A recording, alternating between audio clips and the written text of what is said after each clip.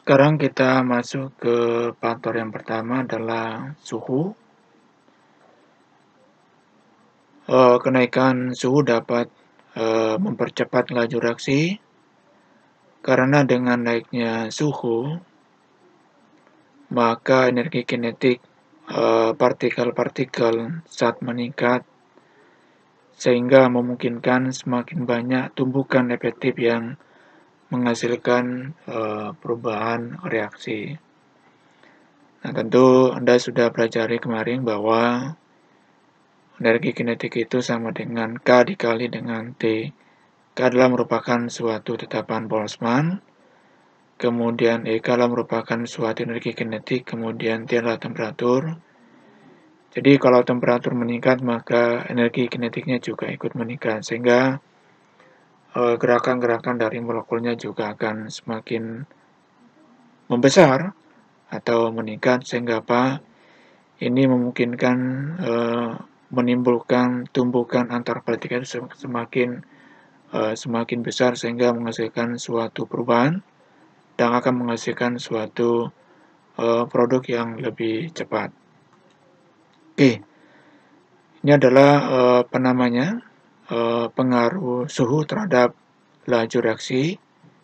Jadi kalau misalnya suhunya 10, maka suhu awalnya misalnya pada suhu awal kecepatannya adalah 0,3, kemudian kalau suhu ditingkatkan menjadi 2 kali lipat, kecepatannya menjadi 0,6, kalau ditingkatkan lagi menjadi 30, maka kecepatan menjadi 1,2, kalau 40 maka menjadi 2,4, kemudian kalau suhu 50 kira-kira berapa kecepatannya. Coba Anda hitung sendiri ya.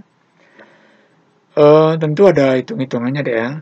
Ini kan polanya adalah terjadi kenaikan setiap 10 derajat Celcius. Maka setiap kenaikan itu maka akan mengalami laju kenaikan itu 2 kali dari laju semula. Nah, kalau dirumuskan secara matematis, Pi, T yang maksudnya adalah Pi pada waktu akhir sama dengan kecepatan awal dikali dengan 2 dipangkatkan T akhir dikurang T mula-mula ya, dibagi dengan 10.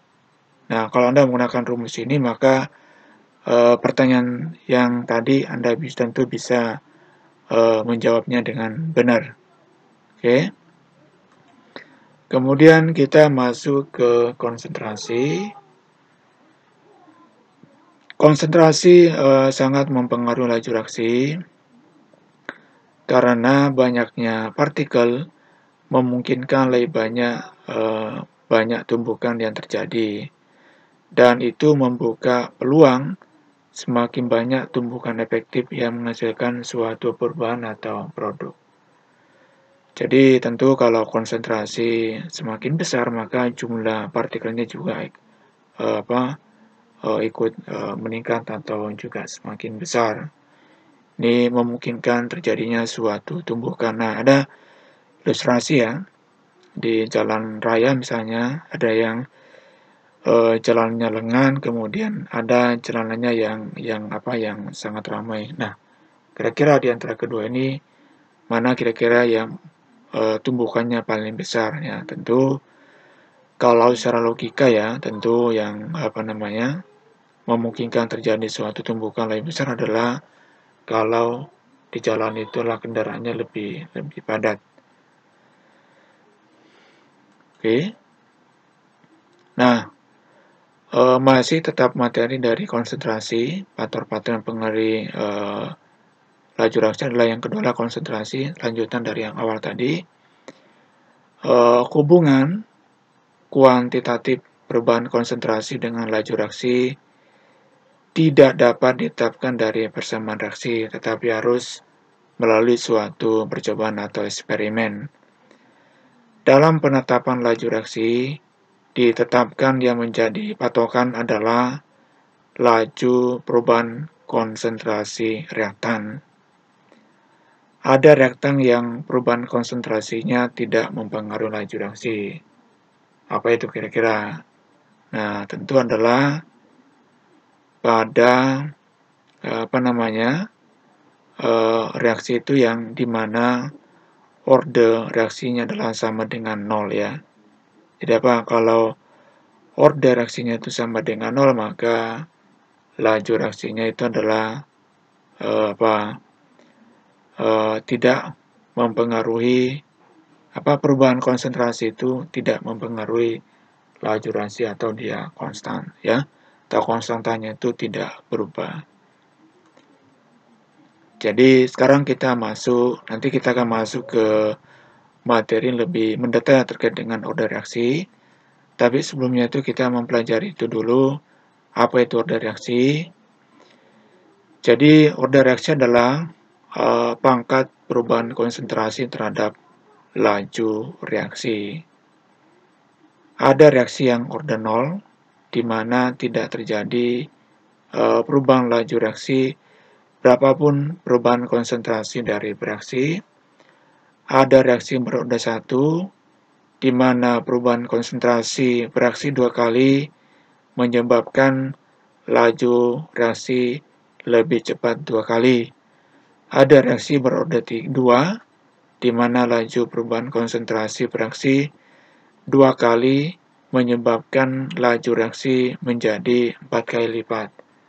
Ada juga namanya orde reaksi semu ya. Nanti kita akan masuk seperti apa sih orde reaksi semu itu. Nah, ini pengaruh dari konsentrasi terhadap laju reaksi. Misalnya gini, ada persamaan reaksi secara umum A ditambah B kemudian menghasilkan C. Adapun rumus laju reaksi adalah K dikali konsentrasi A dipangkatkan M dikali konsentrasi B dipangkatkan dengan N. P itu apa ya? Tadi sebenarnya sudah dijelaskan ya. P adalah merupakan laju reaksi, K merupakan suatu konstanta laju reaksi. Sementara A itu merupakan konsentrasi berantan A. M itu merupakan orde reaksi terhadap A. Kemudian B itu merupakan konsentrasi reaktan B. Kemudian N itu merupakan orde reaksi terhadap B. Nah, kalau ditotalkan N ditambah N, dan dikenal sebagai orde total. Nah, ini ada contoh soal ya.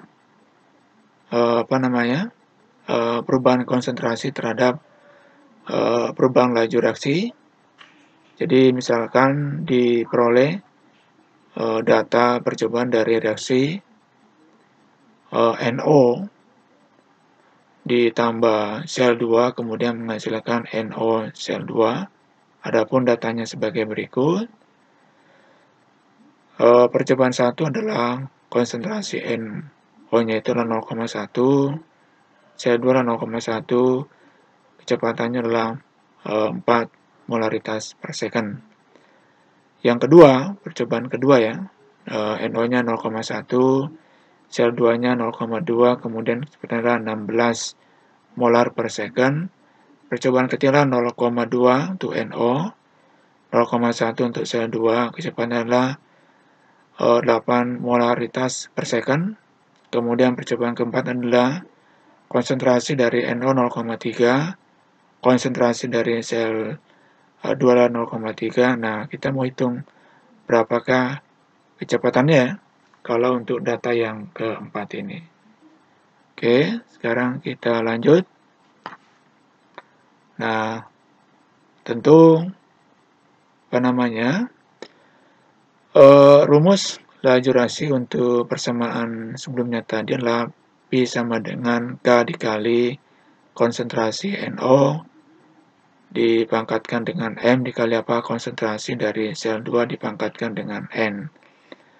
Nah, yang pertama kita mau menentukan berapa sih orde reaksi NO atau disimbolkan dengan M. Nah, untuk menentukan orde reaksi maka NO ya, maka kita lihat dulu pada data yang Sebelumnya